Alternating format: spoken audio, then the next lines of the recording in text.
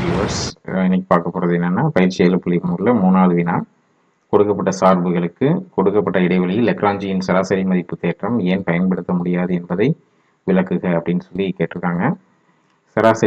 லெக்ராஞ்சியின் சராசரி மதிப்பு தேற்றத்தை நம்ம பயன்படுத்தணும்னா 2 கண்டிஷன் இருக்குது. ஒன்று, எஃப் வந்து அந்த இடைவெளியில் தொடர்ச்சியானதான்னு சொல்லணும். அப்புறம் எஃப் ஆனது வகையிடத்தக்கதாங்கிறத பார்க்கலாம். எப்படி ஆன்சர் பண்ணுறதுன்னு பாருங்கள். எஃப் ஆஃப் எக்ஸ் எழுதிக்கலாம். எஃப் ஆஃப் எக்ஸுங்கிறது என்ன? எக்ஸ் ப்ளஸ் 1/x, இடைவெளி பார்த்தீங்கன்னா -1, 2 மூடிய இடைவெளி. இந்த இடைவெளியில் சார்பு எஃப் ஆஃப் எக்ஸ் பார்த்தீங்கன்னா தொடர்ச்சியானதாக பார்த்தா எல்லா எக்ஸ் மதிப்புக்கும், இந்த மூடிய இடைவெளியில் இருக்கக்கூடிய அனைத்து எக்ஸ் மதிப்புக்கும் எஃப் ஆஃப் எக்ஸ் இருக்கு வந்து ஒரு முடிவுறு மெய் மதிப்பு கிடைக்கணும்.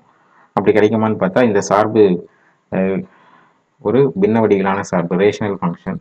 அப்படி இருக்கும்போது நம்ம என்ன செய்யணும்? பகுதியை பார்க்கணும். பகுதியை 0 ஆக்கக்கூடிய எக்ஸ் மதிப்பு நம்ம இடைவெளியில் இருந்தால் அப்போ அந்த மதிப்பில் பகுதி 0 ஆயிரும். பகுதி 0 ஆயிடுச்சுன்னா இது முடிவிலேயே ஆயிரும். அப்படிங்கிறதுனால அந்த புள்ளிகளே எஃப் ஆஃப் எக்ஸுக்கு மதிப்பு கிடைக்காது. அப்போது அந்த புள்ளியில் தொடர்ச்சியானது இல்லை அப்படின்னு நம்ம சொல்ல வேண்டி வரும்.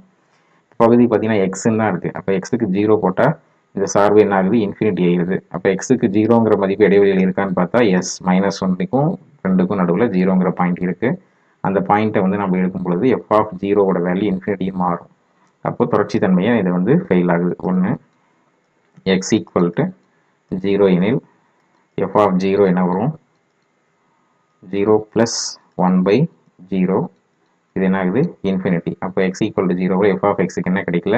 மதிப்பு கிடைக்கல. அப்போது அந்த இடைவெளியில் ஒரு பாயிண்டில் தொடர்ச்சி தன்மை இல்லைனாலும் சார்பானது தொடர்ச்சியற்றது அப்படின்னு நம்ம சொல்லிடலாம். So therefore F of X ஆனது எக்ஸ் ஈக்குவல் டு 0வில் எக்ஸ் ஈக்குவல் டு 0 எந்த இடைவெளியில்? -1, 2 இந்த மூடிய இடைவெளியில் தொடர்ச்சியற்றது. ஸோ ஃபர்ஸ்ட் கண்டிஷனே இது வந்து ஃபெயில் ஆனதுனால நம்ம என்ன செய்ய முடியாது? லெக்ராஞ்சியின் சராசரி மதிப்பு தேற்றத்தை பயன்படுத்த முடியாது. தேர்ஃபோர் லெக்ராஞ்சியின் சராசரி மதிப்பு தேற்றம் பயன்படுத்த முடியாது. ஸோ இப்போ அடுத்து செகண்ட் பார்ட் பார்க்கலாம். செகண்ட் பார்ட் பார்த்தீங்கன்னா செகண்ட் பார்ட்டில் சார்பு என்ன கொடுத்துருக்காங்கன்னு பாருங்கள். தீர்வு 2. எஃப் ஆஃப் எக்ஸ் அப்படிங்கிறது மாடுலஸ் ஆஃப் 3x + 1, இடைவெளி பார்த்தீங்கன்னா -1, 3 இந்த இடைவெளியில் அவங்க கொடுத்துருக்காங்க. இப்போ இது வந்து ஒரு மட்டுச்சார்பு இல்லையா? மட்டுச்சார்புக்கு நம்ம டெஃபினேஷன் நம்ம 11th ஸ்டாண்டர்டில் பார்த்துருக்கோம். மட்டு எக்ஸோட மதிப்பு -x எப்போனா எக்ஸ் மதிப்பு இந்த மட்டுக்குள்ளே இருக்கிற எக்ஸ் மதிப்பு <= 0 எனும் பொழுது -x அப்படின்னும், >0 எக்ஸ் மதிப்பு >0 எனில் மட்டு எக்ஸோட மதிப்பு எக்ஸுக்கு சமம் அப்படின்னும் நம்ம மட்டு எக்ஸ் சார்பு நம்ம பார்த்துருக்கோம். ஸோ அந்த அடிப்படையில் இங்கே மட்டு எக்ஸை வந்து நம்ம என்ன பண்ணியிருக்கோம்? மறுவரையை செஞ்சுக்கலாம், ரீடிஃபைன் பண்ணிடலாம். எஃப் ஆஃப் எக்ஸ் எப்படி நம்ம டிஃபைன் பண்ணலாம்னா இந்த மட்டு எக்ஸ் இந்த டெஃபினேஷனை யூஸ் பண்ணி மட்டு எக்ஸ் வந்து -3x + 1 எப்போ அப்படின்னா மட்டு எக்ஸ் ஈக்குவல் டு -3x + 1. இங்கே எக்ஸ் வர வேண்டிய இடத்துல 3x + 1 இருக்கிறதுனால -3x + 1 எப்போனா 3x + 1 வந்து <= 0. அப்புறம் +3x + 1 எப்போ அப்படின்னா 3x + 1 > 0 ஆக இருக்கும்போது அப்படின்னு நம்ம சொல்லி, that is f of x equal to இது என்னென்னு சொல்லிடலாம்? -3x -1, இந்த +1 அந்த போச்சுன்னா -1, கீழே 3 போயிடுச்சுன்னா என்ன சொல்லிடலாம்? x <= -1/3. அப்புறம் இது +x + 1 x இந்த +1 அந்த போச்சுன்னா -1, ஸோ x <= -1/3. x <= -1/3னா இது வரைக்கும் -1/3லிருந்து -1 வரை தான் நம்மளுக்கு லோயஸ்ட் இன்டர்வல் வரும் இல்லையா? -1 தான் இந்த இடைவெளியினுடைய கடைசி புள்ளி, 3 வந்து இடைவெளியினுடைய முடிவு புள்ளி. அப்போது -1 விட பெரிய நம்பர் தான் -1/3. அப்போது இந்த இடைவெளியை நம்ம டோட்டல் இன்டர்வல் நம்ம இப்படி பிரிச்சிருக்கலாம். தட் இஸ் -3x -1 -1 <= x <= -1/3 அப்படின்னும், இது +3x + 1 அப்படின்றத 1/3 விட பெருசு இல்லையா? -1/3 <= x இங்கே x <= 3 அப்படின்னு சொல்லிடலாம். இப்போ இதுதான் நம்மளுடைய சார்பு. இந்த சார்பினுடைய தொடர்ச்சி தன்மை தான் பார்க்குறோம். இப்படி சார்பு வந்து 2 பார்ட்டாக டிஃபைன் பண்ணும் பொழுது மேலே இருக்கிற -1லிருந்து -1/3க்கு முன்னாடி வரைக்கும் பிரச்சனை இல்லை. ஏன்னா அதுவும் ஒரு பாலினாமியல், எல்லா வேல்யூக்கும் கட்டாயம் மதிப்பு கிடைக்கும். 1/3க்கு மேலேயும் அதுவும் ஒரு 3x + 1 அப்படிங்கிற பாலினாமியல் கட்டாய மதிப்பு கிடைக்கும். இந்த பிரேக் ஆகிற அந்த மிட் பாயிண்ட் இருக்கு இல்லையா, அந்த பாயிண்ட்டை மட்டும் நம்ம செக் பண்ணி பார்த்துக்கிறோம் தொடர்ச்சி இருக்கா இல்லையா அப்படிங்கிறது. அப்போது ஒரு சார்பு தொடர்ச்சியானதுக்கான டெஃபினேஷன் நம்மளுக்கு தெரியும். என்ன அப்படின்னா, லிமிட் x டென்ஸ் டு, அதாவது left hand limit -1/3 minus f of x equal to limit x tends to -1/3 plus f of x equal to f of -1/3. இது மூணுமே ஈக்குவலாக இருந்ததுன்னா நம்ம -1/3ங்கிற புள்ளியில் இந்த எஃப்ங்கிற சார்பு தொடர்ச்சியானது. ஏன்னா இதை மட்டும் டெஸ்ட் பண்ணால் போதும், மற்ற பாயிண்ட்ல எல்லாமே மதிப்பு நம்மளுக்கு கிடைச்சிரும். ஏன்னா இந்த இடைவெளியினுடைய இந்த ரெண்டு பார்ட்டாக நம்ம பிரிக்கும் பொழுது இந்த என் பாயிண்ட்ல மட்டும்தான் நம்மளுக்கு வந்து டிஸ்கன்டினியூட்டி வரதுக்கான சான்சஸ் அதிகம். அதை மட்டும் நம்ம செக் பண்ணிட்டா போதுமானது. இப்போ லெஃப்ட் ஹேண்ட் லிமிட்னா என்ன இருக்கும், -1/3க்கு லெஃப்ட் சைட்ல இருந்து நம்ம 1/3 அப்ரோச் பண்ணும்போது f of x ஓட வேல்யூ -1/3 பிளஸ் அப்படின்னா என்னன்னா -1/3க்கு ரைட் சைட்ல இருந்து, இப்போ இது -1/3 அப்படின்னா இங்கே லெஃப்ட் சைட்லேருந்து அப்ரோச் பண்ணுறது, ரைட் சைட்லேருந்து அப்ரோச் பண்ணுறது, இது நம்ம லெஃப்ட் ஹேண்ட் லிமிட்னு சொல்லுவோம். இதை ரைட் ஹேண்ட் லிமிட் அப்படின்னு சொல்லுவோம். லெஃப்ட் சைட்லேருந்து அப்ரோச் பண்ணும் பொழுது -1/3க்கு லெஃப்ட் சைடு அப்படின்னா இந்த பார்ட் தான். இந்த பார்ட்டில் என்ன ஃபங்க்ஷன் வருது அப்படின்னா -3x -1 தான் வருது. அப்போ லெஃப்ட் ஹேண்ட் லிமிட் கண்டுபிடிக்கும் பொழுது நம்ம எதை யூஸ் பண்ணிக்கணும், -3x -1 யூஸ் பண்ணணும். So limit x tends to -1/3 minus இங்கே என்ன யூஸ் பண்ணிக்கணும், -3x -1 அப்படிங்கிறதையும், ரைட் ஹேண்ட் லிமிட் யூஸ் பண்ணும் பொழுது limit x tends to 1/3 plus இதை யூஸ் பண்ணும் பொழுது எதை யூஸ் பண்ணிக்கணும், ரைட் ஹேண்ட் லிமிட் 1/3க்கு ரைட் சைடில் இந்த ஃபங்க்ஷனை தான் யூஸ் பண்ணிக்கணும். 3x + 1 அப்படிங்கிற இந்த ஃபங்க்ஷனை யூஸ் பண்ணிக்கணும். 3x + 1 f of -1/3 அப்படிங்கிறது எக்ஸுக்கு பதிலாக -1/3. -1/3 எந்த ரேஞ்சில் வருது, இந்த ரேஞ்சில் தானே வருது. இந்த ரேஞ்சில் எக்ஸுக்கு பதிலாக -1/3 போட்டால் என்ன மதிப்பு வருதோ அதான் f of -1/3. பாருங்கள் என்ன மதிப்பு வருதுன்னு பார்க்கலாம்.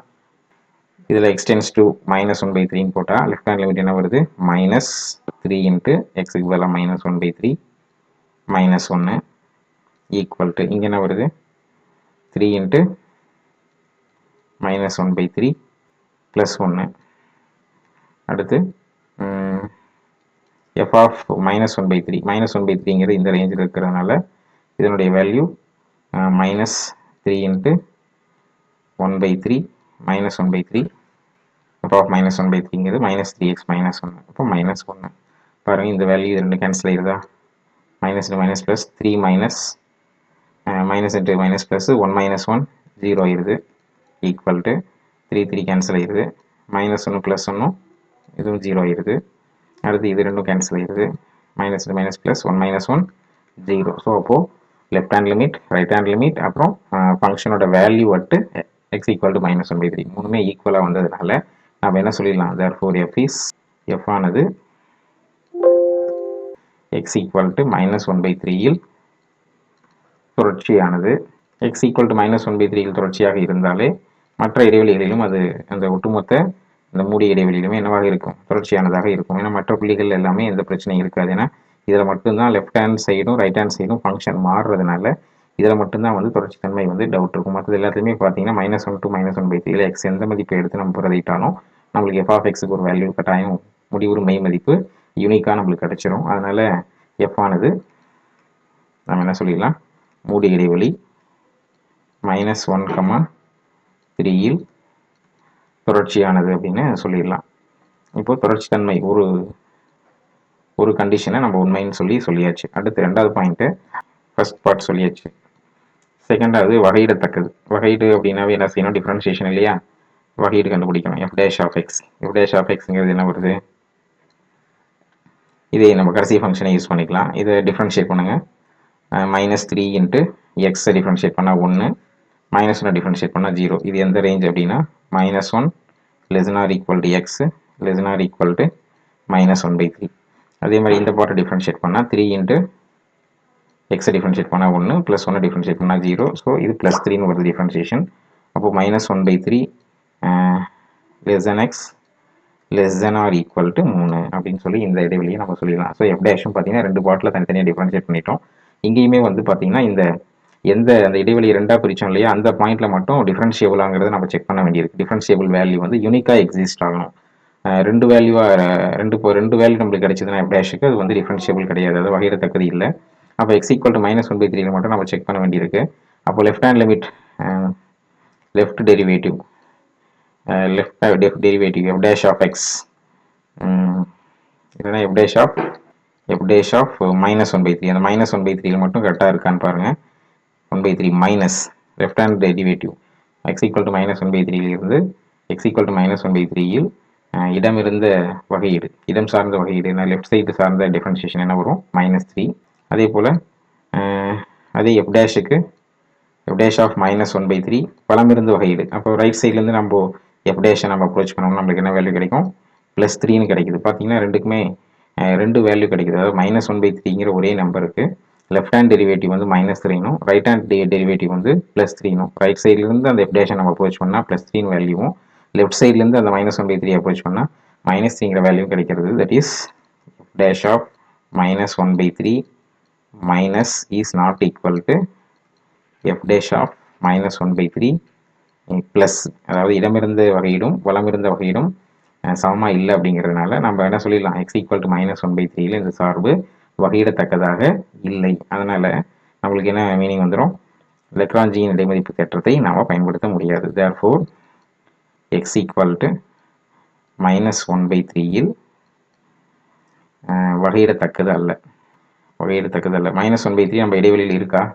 எஸ், -1/3ங்கிறது இந்த -1க்கும் 3க்கு நடுவில் இருக்கிற ஒரு பாயிண்ட் தான். அதாவது எஃப் ஆனது தேர்ஃபோர் எஃப் ஆனது திறந்த இடைவெளி -1,3 வகையிடத்தக்கது அல்ல. தேர்ஃபோர் நம்ம என்ன செய்ய முடியாது? லெக்ராஞ்சியின் சராசரி மதிப்பு தேற்றத்தை பயன்படுத்த முடியாது.